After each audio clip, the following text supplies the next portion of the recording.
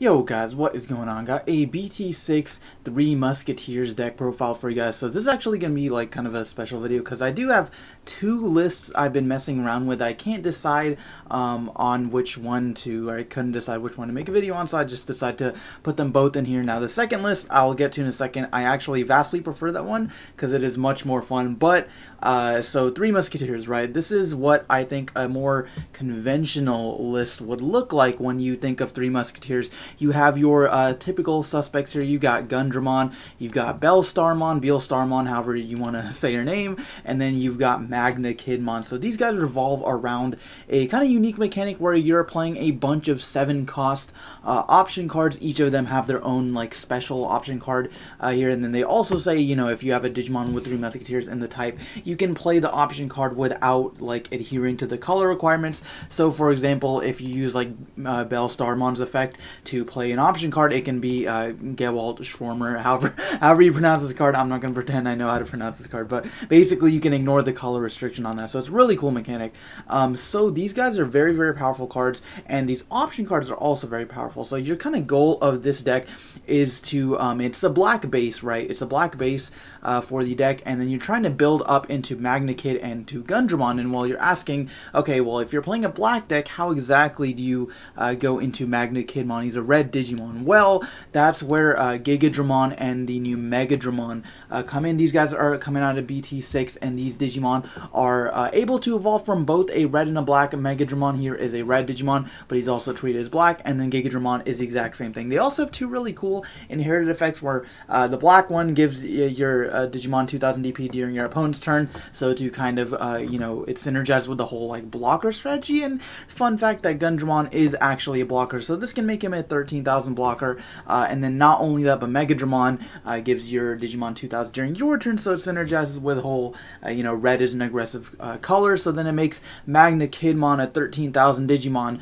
with security attack +1, so then it's really, really powerful when you're taking that into account. And then you got a bunch of other cards here. You got Deputymon, which is like their support card. He is an on-play champion. He's a 5-cost, but you get to reveal the top 4 cards of your deck and add a Digimon with 3 Musketeers and or an option card with cost 7. And just to note that none of these cards are like, they don't restrict into the option cards. They don't have to be these 3 specific option cards. You could play like Trump Sword or Nailbone. As long as the cost is 7, like 7 exactly, then you can use it. I just think these 3 are like the best ones, and they're very thematic. And anyways, the other part about Deputymon is that you can Digivolve straight into a 3 Musketeer, ignoring Digivolution requirements for a memory cost of 6. So hence why I don't think more than this amount of ultimates is like explicitly necessary, because you can just warp straight into Magna Kid or Gundramon off of him. But then also to, you know, if you're still Digivolving normal way, I'm playing the reboot package here with Toyagumon and Greymon, again, because Gundramon is a blocker, and then getting jamming on your Digimon is always nice. And then Tsunarizamon here is kind of just another black Digimon with a pretty decent inherited effect. If this Digimon's black and has 13,000 or more DP, you get security attack +1. Is inheritable, so if you have a Gundramon plus either like Megadramon, or I guess Megadramon, because you know, you're the one attacking, he can get security attack +1, and then his like active effect is that they get piercing, so then that can be a pretty cool interaction. But again, you can substitute this with any like black level 3. It's not like super important. You're just trying to build up into your 3 Musketeers. And also playing 4 copies of Chikurimon, who is a newer security Digimon, where basically you get to, you don't play him at the end of security, which is a little bit unfortunate, but you do get to trigger the Digivolve -1 on one of your opponent's Digimon, so that's really cool. And then of course we're playing the option cards here. So I said, I mentioned Gewalt Schwarmer earlier. This card deletes all Digimon on the field with a play cost of 7 or less. Now just be aware that does actually include your own Digimon, but the kind of general idea here is if you're building up into your boss monsters, you don't really care about like the lower cost Digimon, because Beelstarmon is a 12 play cost. However, she does have a really cool effect that lets you reduce her play cost for each 3 Musketeers Musketeers, and each 7-cost option card in your hand. And all three of them have similar effects where they get to just activate like option cards for free. Bellstarmon lets you return one from trash and then play from hand. Magna-Kidmon just lets you play from trash, and if you didn't play one, kill something with 4,000 or less. And then Gundramon lets you reveal the top 5, play one, and then if you didn't play one, you kill something with a play cost of 4 or less. So it's you're getting a pretty good effect either way. But you're really trying to activate either the Gale Swarmer here, the Fly Bullet, which is deleting a level 6 or lower Digimon, which is super sweet for a 7-cost option card, and then the Happy Bullet Showering, which I think is just such a funny name, deleting all of your opponent's Digimon with the lowest DP. So that can actually be a blowout card if you're, like, let's say your opponent only has, like, one Digimon that's, like, 15,000 DP. This actually just deletes it. So it can potentially target up to multiple powerful Digimon, so I think this card's pretty sweet. And then 2 copies of Matt Ishida because I did want a Memory Tamer, and then sometimes you want to just activate like a Fly Bullet or something, but your only purple Digimon is like Bellstarmon, and maybe you don't have the resources to build up into one of the 3 Musketeers right away, so being able to play this off of the mat, and then Matt also recurring Bellstarmon or Fly Bullet is also pretty sweet. So that's the first list, right? I think this is more of a conventional list, but still pretty solid. So yeah, if you guys want to test it out, by the way, the link to this Digimon card dev will be in the description, so you can go ahead and build your deck. So then the second list I have here is what I would think is the more fun deck. So we've seen a lot of security control decks become a little bit more prominent in the past couple months of playing this game. If you were playing during 1.5 format, you knew that red-yellow security has become more prominent.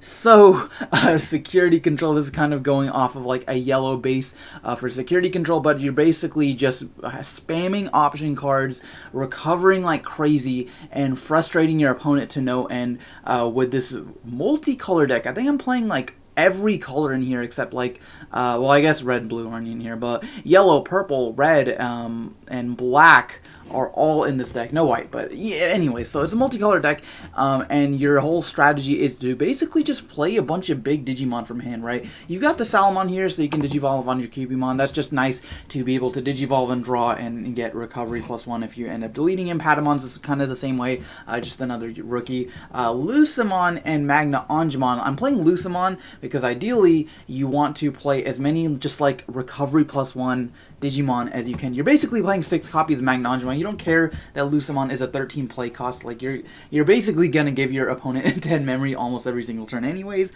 But if you do have enough Digimon in trash, or enough cards in trash I should say, Lucemon becomes a 5 play cost, which is pretty sweet. And then not only that, but then I'm also playing Deputymon, again the same synergy as before, but this time I'm playing a lot more option cards, so you're pretty much always gonna go at least +1 off of him.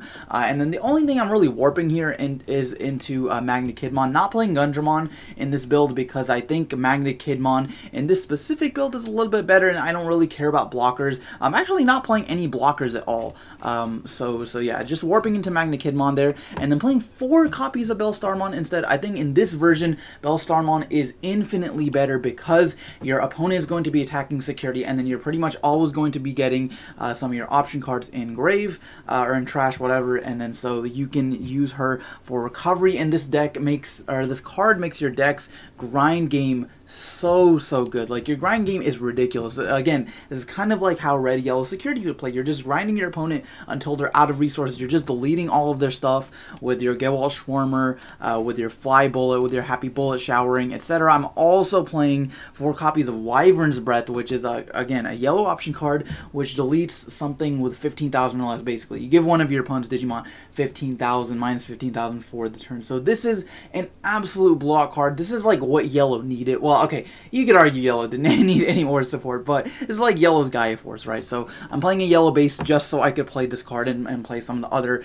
very powerful yellow cards, the yellow Digimon.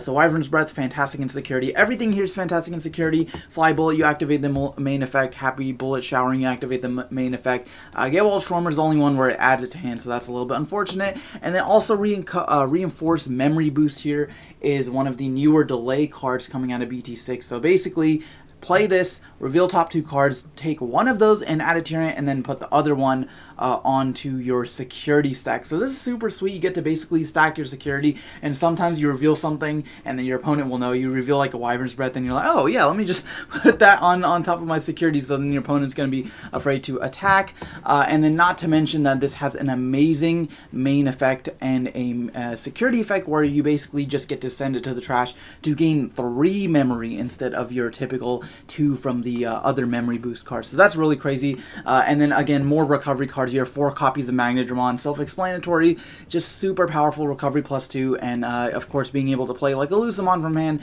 is also really cool. And then 2 copies of Dynasmon as well. This can be digivolved on top of the Magna Angemon, or you could just play it for 12, like you don't really care. And then you're just basically recovering +1 every single time your security goes below 3 memory, or 3 security. So that's kind of the whole idea of this deck, just a security stall deck. And then also playing 4 copies of Izzy, Izumi, and Joe Kido, where at the start of your turn, if your opponent has 2 or more Digimon in play, gain 2 memory. I honestly think this is one of the easiest like dual tamers to trigger. I think Joe and Izzy is really, really good. And I'm also playing it because they are a black tamer, so that if I don't have like the appropriate setup, I can activate this card from my hand, because I will have a black tamer on the field. Yellow is easy because I'm playing yellow eggs. I can pretty much always activate Wyvern's Breath or Reinforced Memory Boost. And then I'm also playing Black Gatomon because to help, you know, activate Fly Bullet, maybe if I don't have a 3 Musketeers on the field. But so that's kind of the synergy with Joe and Gale Schwarm in there. But yeah, guys, so that is the list. I would encourage you guys to try it out. It's so much fun. So when BT6 comes out, I will definitely be playing this deck. It's very it's not fun to play against, but it has a crazy grind game. It can deal with pretty much any problematic Digimon in the game, so it's just so much fun. But anyways, guys, that's going to be the video. Thank you guys so much for watching, and I will see you next time.